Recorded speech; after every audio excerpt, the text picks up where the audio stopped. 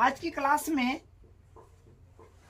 हम लोग बात करेंगे फ्लेमिंग का बाम हस्त या बाएं हाथ का नियम, और उसके बाद एक विद्युत मोटर, इसके बारे में बात करेंगे। ठीक है, तो देखिए फ्लेमिंग का बाम हस्त नियम क्या है पहले समझ लेते हैं। जैसे मान लीजिए कि ये एक तार है, ठीक है, और ये चुंबकीय क्षेत्र है। तार के चारों तरफ चुंबकीय क्षेत्र होता है, तो ये चुंबकीय क्षेत्र है, ये चुंबकीय क्षेत्र है, ठीक है। और ये तार में जो विद्युत धारा पास कर रहा है वो मान लीजिए कि इस दिशा में है। किस दिशा में है? इस दिशा में। तो देखिए फ्लेमिंग का बाम हस्त नियम क्या है कि बाएं हाथ का 3 अंगुली, एक तर्जनी, इसका नाम है तर्जनी, ठीक है, इसका नाम है माध्यमा और इसका नाम है अंगूठा। तर्जनी, माध्यमा, अंगूठा, तीनों को इस प्रकार फैलाना है कि एक दूसरे के लंबवत हो, तीनों एक दूसरे के लंबवत हो। फिर से सुनिए, फ्लेमिंग का बाम हस्त का नियम है कि बाएं हाथ का अंगूठा, तर्जनी और माध्यमा, तीनों को इस प्रकार फैलाइए कि तीनों एक दूसरे के लंबवत हो। ठीक है, इस तरह से कर लिए। अब ये जो है ये इसको बोलते हैं तर्जनी। तर्जनी को तर्जनी को चुंबक क्षेत्र की दिशा में संकेत करते हुए दिखाना है। जैसे ये जो है ये चुंबक क्षेत्र है, तो चुंबक क्षेत्र की दिशा में हम ये तर्जनी को रखें। ठीक है, चुंबक क्षेत्र की दिशा में तर्जनी को रखें और विद्युत धारा इस तरफ बह रहा है, इस तरफ, तो उसी दिशा में हम ये माध्यमा को रखेंगे। तो यूं ये देखिए, ये बता रहा है कि चुंबक क्षेत्र की दिशा ये है, और मतलब इस दिशा में चुंबक क्षेत्र है और ऐसे विद्युत धारा की दिशा है ऐसे। तो अंगूठा जो है बताएगा तार पर लगने वाले बल की दिशा। तो अंगूठा जो है ऊपर की ओर न है, अंगूठा तो ऊपर की ओर है, तो अंगूठा बताएगा विद्युत धारा, अंगूठा बताएगा तार पर लगने वाले बल की दिशा। तो मतलब देखिए, मतलब ये हुआ कि इस तार पर बल जो है ऊपर की ओर लग रहा है। ठीक है, तो यह है फ्लेमिंग का बाम हस्त नियम। ठीक है, बाएं हाथ के तीनों अंगुली को अंगूठा, तर्जनी और माध्यमा को इस प्रकार फैलाना है कि तीनों एक दूसरे के लंबवत हो। और ये तर्जनी जो है इसको चुंबक क्षेत्र की दिशा में रखना है। ई वाला जो माध्यमा है इसको विद्युत धारा की दिशा में रखना है। तब अंगूठा जो है जिस दिशा में संकेत करेगा वो हुआ तार पर लगने वाला बल। तो ये चुंबक क्षेत्र है यूं, तो ये चुंबक क्षेत्र की दिशा में है, और ये जो है ये क्या बोलते हैं माध्यमा, इस तरह विद्युत धारा बह रहा है तो उस दिशा में है। तो अंगूठा ऊपर की ओर है, तो समझ जाएंगे कि तार पर लगने वाला बल जो है ऊपर की ओर है। सपोज दैट, मान लीजिए कि अगर विद्युत धारा की दिशा इस तरफ हो जाए तो इस तरफ हो जाए, तो इस तरफ अगर विद्युत धारा की दिशा होगा तो हम लोग इसको फिर अंगूठा को ऐसे कर देंगे ना, ऐसे रख देंगे, ऐसे देखिए चुंबक क्षेत्र की तरफ, तो ये इसको तर्जनी को रखना ही है उस दिशा में। और अब विद्युत धारा की दिशा तार में उस तरफ हो गया तो माध्यमा को ऐसे कर देना है, ऐसे कर देंगे तो अंगूठा नीचे की ओर चला गया। तो इसका मतलब तार पर लगने वाला बल जो है नीचे की ओर है। ठीक है, तो ये समझने का चीज था जो आप समझ गए होंगे। ठीक है, अब देखिए इसका डिफिनीशन पर आ जाइए। फ्लेमिंग का बाम हस्त यानी बाएं हाथ का नियम एग्जाम में आ जाएगा डायरेक्ट, मोस्ट इंपोर्टेंट क्वेश्चन है। ठीक है, तो फ्लेमिंग का बाएं हस्त का नियम क्या है? देखिए, इस नियम की सहायता से हम किसी चुंबकीय क्षेत्र में रखे विद्युत धारावाही तार पर लगने वाले बल की दिशा ज्ञात कर सकते हैं। मतलब क्या है नियम कि इस नियम की सहायता से हम किसी विद्युत क्षेत्र में रखे विद्युत धारा वाही तार पर लगने वाले बल की दिशा ज्ञात कर सकते हैं।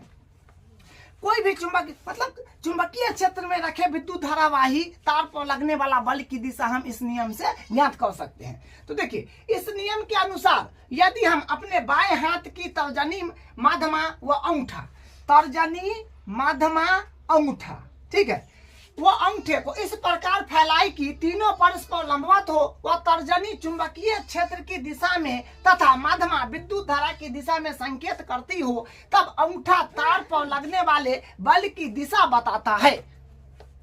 ठीक है, तो फ्लेमिंग का वाम हस्त नियम ये है।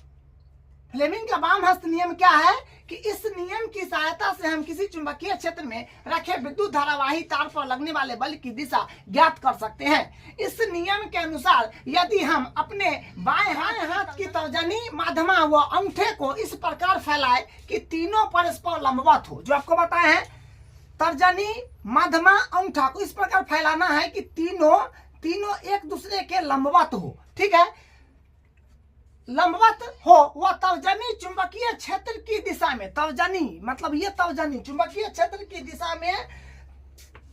दिशा में तथा माध्यमा विद्युत धारा की दिशा में, विद्युत धारा जिस तरफ करंट बहेगा उसकी दिशा में संकेत करती हो, तब अंगूठा तार पर लगने वाला बल बताता है। अंगूठा जिस दिशा में जाएगा उसी दिशा में जो उस तार से जो मतलब उस तार पर जो बल लगेगा उसी दिशा में होगा जिस दिशा में अंगूठा जाएगा। ठीक है, तो ये इसका जो है प्रॉपर डिफिनीशन है और ये डायग्राम है। ठीक है, बुक से डायग्राम आप बनाएंगे ताकि आपको डायग्राम बेहतर बने। ठीक है, तो ये हुआ अंगूठा, ये हुआ चुंबकीय क्षेत्र, तर्जनी है चुंबक क्षेत्र की दिशा में रहेगा और ये विद्युत धारा की दिशा में रखना है। तो ये अंगूठा जिस तरफ जाएगा वो तार पर लगने वाला बल की दिशा बताएगा, जो उसका दिशा किधर से है। ठीक है, तो इसी को हम लोग बोल देते हैं, इसको ये जो है आपका ये इसको बोल देते हैं बी, चुंबकीय क्षेत्र की दिशा को बताएगा, तो इसको हम लोग बी वेक्टर बोल देते हैं। और ये जो है ये अंगूठा ये फोर्स बल बताएगा, बल किस दिशा में बल है,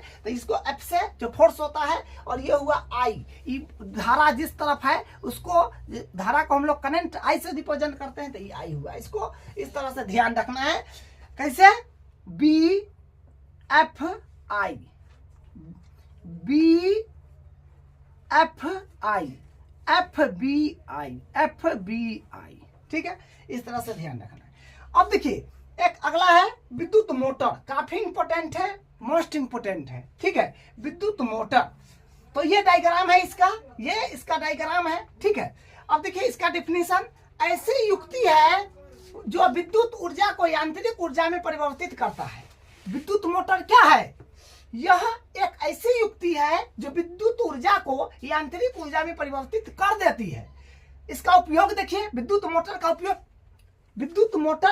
उपयोग क्या क्या है, जैसे पंखा है, वॉशिंग मशीन है, डीवीडी प्लेयर है, गाड़ियों की ईवी, प्रिंटर हो गया, कंप्यूटर आदि में, तो इसका उपयोग हो गया।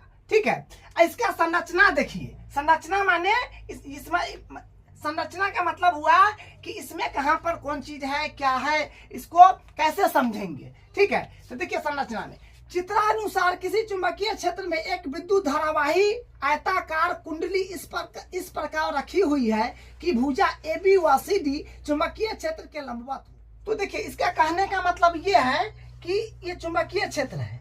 ठीक है, ये चुंबकीय क्षेत्र है, इसके बीच में जो है आयताकार, क्या है, आयताकार कुंडली, मतलब विद्युत धारावाही आयताकार कुंडली है, ये चुंबकीय क्षेत्र के बीच में यहाँ पर। ठीक है, वही है कि चित्रानुसार किसी चुंबकीय क्षेत्र में एक विद्युत धारावाही आयताकार कुंडली इस प्रकार रखी, AB व CD चुंबकीय क्षेत्र के लंबवत हो। तो AB है और ये CD है, ये चुंबकीय क्षेत्र के लंबवत है। ठीक है, उसके बाद कुंडली के दोनों सिरे विभक्त वलय के अर्धभागों P व Q, अर्धभागों P व Q से चित्रानुसार जुड़े हैं। ये P और Q से जो है इसका अर्धभाग जुड़ा हुआ है।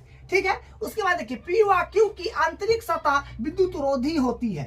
P व Q का, P और Q, ये P और Q का जो अंदर का सतह है वो विद्युत रोधी है। ठीक है, P व Q की आंतरिक सतह से धुरी माने एक्सिस जुड़ी होती है। मतलब P व Q की आंतरिक सतह, P व Q की आंतरिक सतह से धुरी यानी एक्सिस जुड़ी है। पी व क्यू ये है कि आंतरिक सतह से धुरी, एक आंतरिक सतह से जो धुरी यानी एक्सिस जो है इसी से जुड़ी हुई है। ठीक है, कार्बन ब्रश एक्स और वाई विद्युत धारा के स्रोत से जुड़े होते हैं। क्या है कि कार्बन ब्रश एक्स और वाई, यहाँ पर कार्बन ब्रश एक्स और वाई, कार्बन ब्रश एक्स और वाई, ठीक है, ये क्या है, विद्युत धारा के स्रोत से जुड़ा हुआ है। विद्युत धारा के स्रोत से एक्स और वाई कार्बन ब्रश जुड़ा हुआ है। तो ये संरचना जो है ये इसका संरचना है। ठीक है, अब देखिए इसका सिद्धांत प्रिंसिपल। विद्युत मोटर विद्युत धारा के चुंबकीय प्रभाव पर आधारित होती है। पहला पॉइंट है कि विद्युत मोटर विद्युत धारा के चुंबकीय प्रभाव पर आधारित होती है। जब किसी विद्युत धारावाही कुंडली चुंबकीय क्षेत्र में रखा जाता है तब वह एक बल अनुभव करती है। क्या है कि जब किसी विद्युत धारावाही कुंडली चुंबकीय क्षेत्र में रखा जाता है तब एक बल अनुभव करती है। उसके बाद दूसरा पॉइंट, कुंडली पर चुंबकीय क्षेत्र में लग रहे बल की दिशा फ्लेमिंग के वाम हस्त नियम से निकाली जाती है। दूसरा पॉइंट क्या है कि कुंडली पर चुंबकीय क्षेत्र में लग रहे बल की दिशा फ्लेमिंग के वाम हस्त से निकलती है। मतलब कुंडली पर चुंबकीय क्षेत्र में जो बल की दिशा लगेगा वो फ्लेमिंग के वाम हस्त से निकलता है। ठीक है, तो आज की क्लास में हम लोग फ्लेमिंग का वाम हस्त का नियम देख लिए और विद्युत मोटर देख लिए चित्र सहित, और ये अपना आज का जो है ये टॉपिक है। ठीक।